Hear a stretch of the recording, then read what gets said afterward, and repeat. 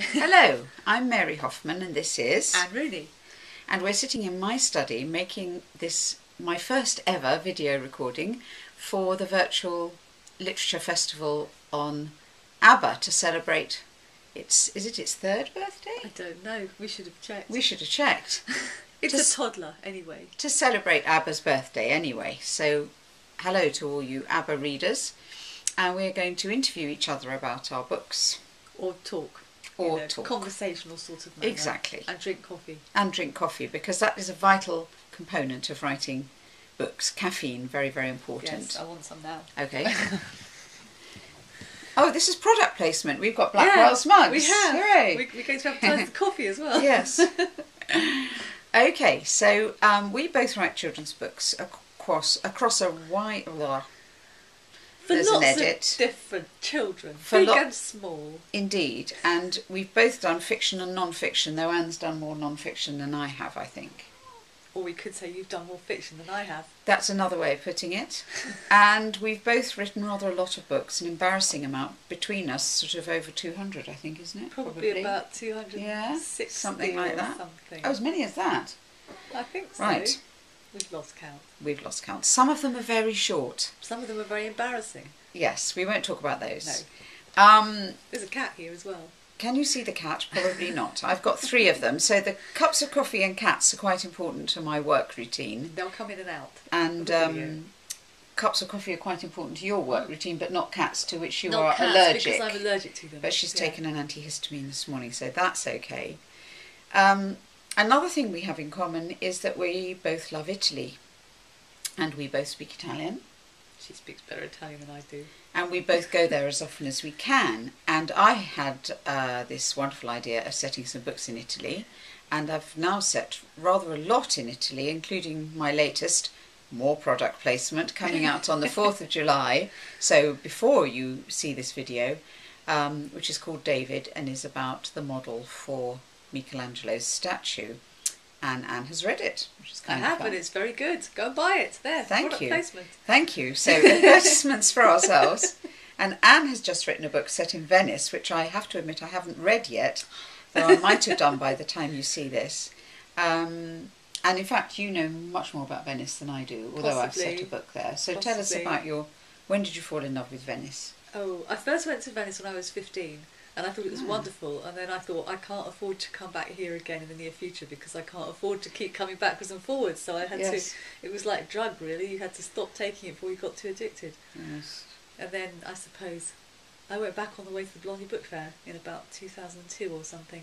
Oh right, so that was which was the year my book set in Venice, City of Masks, came out. Oh, was it? Yeah. Wow, what a coincidence! So I stopped there because I was, at that time, writing an adult novel which had one scene in Venice, and I thought I'd stop there and do some research for it. That's why I thought your most recent book set in Venice was for adults. You only told me this when you told me this morning. It is in fact for children. That was where my confusion arose, because I knew you had a book with an adult book with a scene set in Venice. Yeah, but I stopped and started writing the children's book instead, and I've only gone back to that adult book in the last 2 months.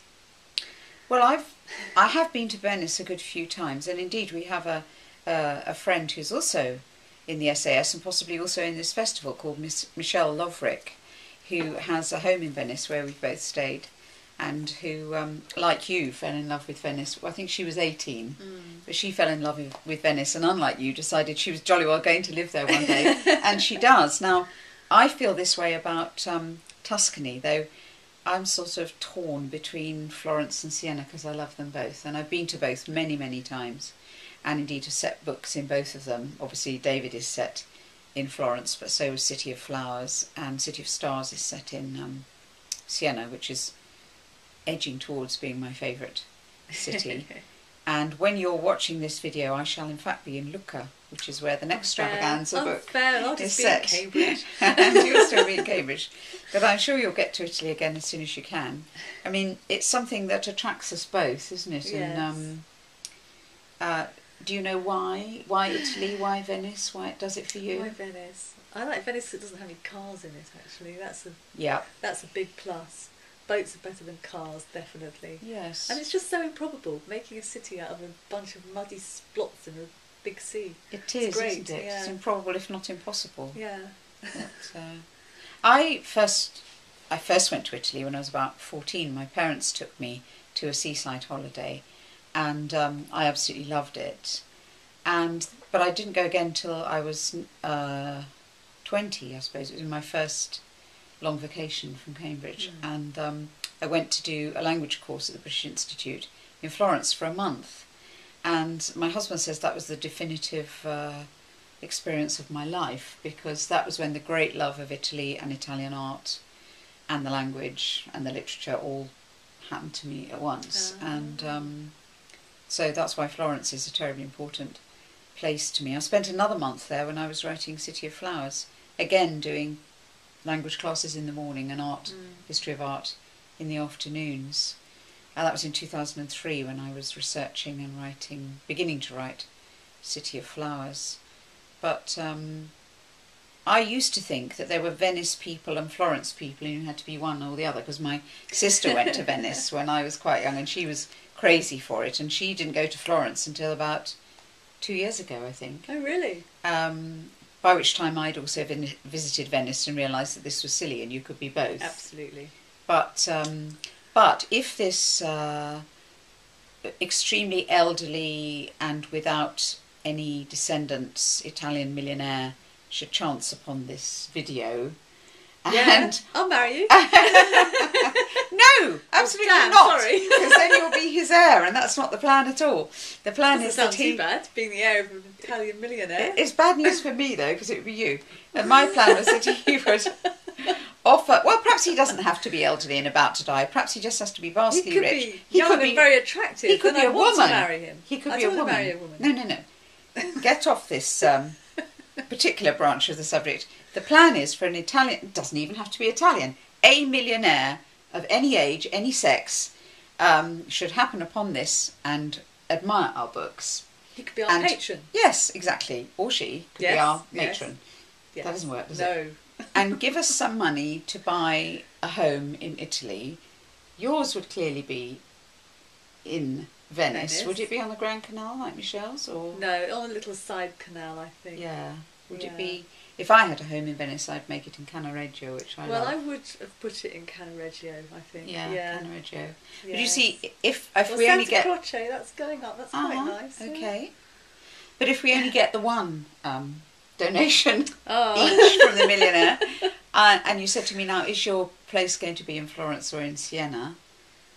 I think mine would have to be in Siena. Yeah. I mean, it's near enough to Florence. You can go by coach quite easily. So if you're watching, signor or signora... We're not talking about books. We're looking for a patron. We're looking for a patron. We might have to edit this. In the meantime, we will probably set more books in Italy, I should think. I think so, yes. But what do people want from a literary festival? What sort of questions would we get asked at a real festival? We'd probably be asked, where do you get your ideas from? Can you see our long faces? Very full faces. We get them from the Bila supermarket on the Strada Nova.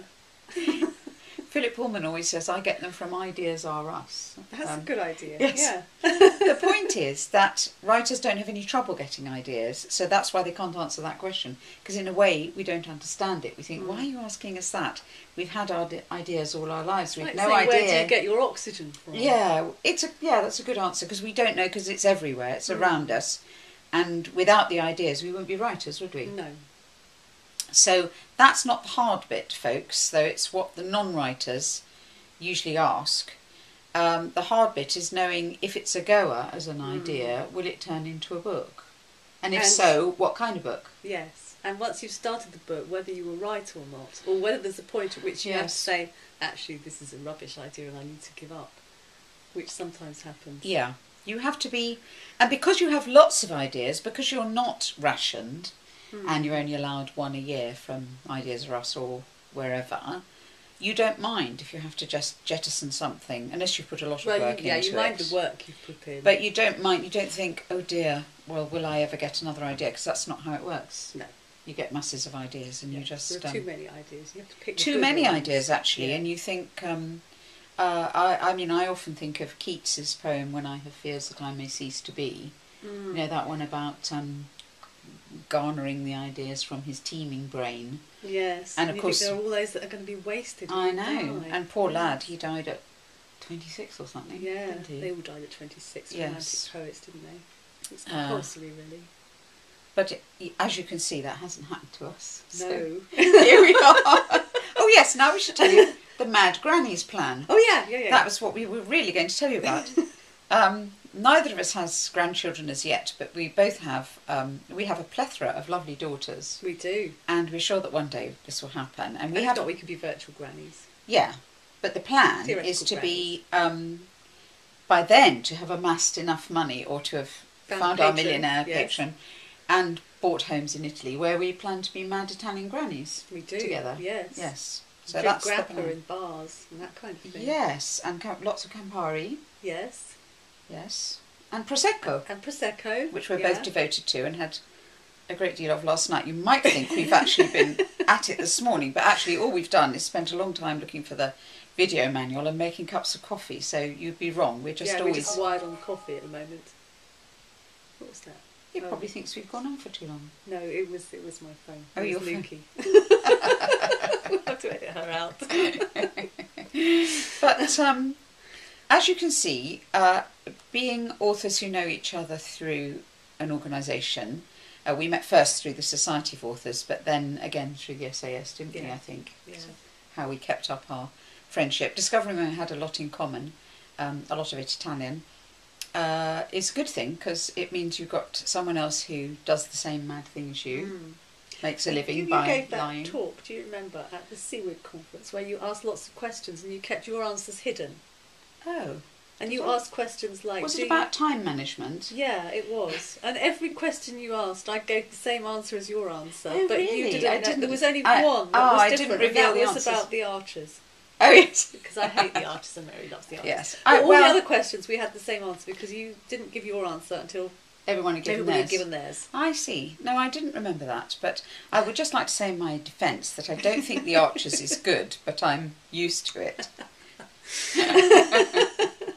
But yes, I do have Radio 4 on while I work, which some other writers find very difficult to understand, because they can work to music but not to words. But there's one other member of the SAS who does the same, and that's Catherine Johnson.